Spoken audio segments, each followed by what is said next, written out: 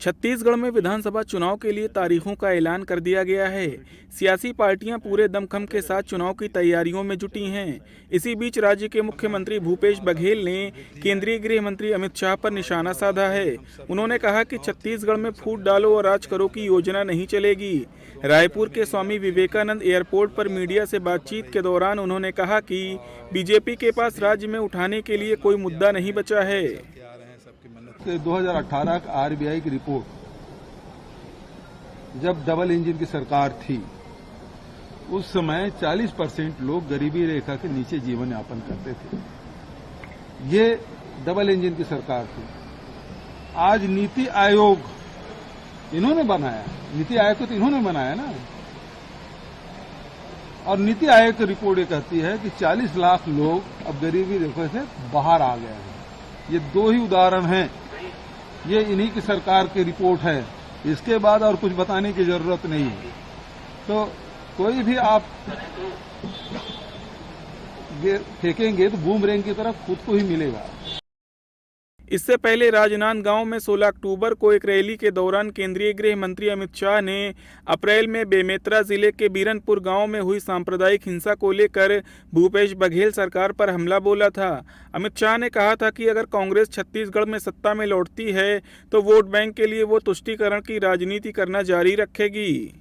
उनकी vote bank की राजनीति के चलते भुवनेश्वर साहू की हत्या कर दी। आप क्या चाहते हैं कि छत्तीसगढ़ फिर से एक बार एक कौमी दंगों का केंद्र बने? चाहते हैं क्या? जरा जोर से बोलो, चाहते हो क्या? भुवनेश्वर साहू को न्याय मिलना चाहिए या नहीं मिलना चाहिए? अगर कांग्रेस फिर से चुनकर आती है तो यही तुष्टीकरण की, यही वोट बैंक की राजनीति कांग्रेस पार्टी आगे बढ़ाएगी। और मैं आपको कहता हूं, एक बार कमल फूल की सरकार बना दो। ये जिन्होंने भ्रष्टाचार किया है पाई पाई उनसे वसूलेंगे और उनको उल्टा लटका कर सीधा करने का काम ये भारतीय जनता पार्टी की सरकार करेगी। उधर दूसरी तरफ छत्तीसगढ़ में चुनाव की डेट जारी होने के बाद आदर्श आचार संहिता प्रभावी हो चुकी है। ऐसे में प्रत्याशियों पर चुनाव आयोग कड़ी नजर बनाए हुए है। उनकी गतिविधियों की वीडियो रिकॉर्डिंग कराई जा रही है। इतना ही नहीं बल्कि उनके कार्यक्रमों का खर्च अब चुनाव प्रचार के तौर पर भी जोड़ा जा रहा है। निर्वाचन आयोग के इसी कार्यशैली से प्रदेश के डिप्टी सीएम टीएस सिंहदेव खासे नाराज नजर आए।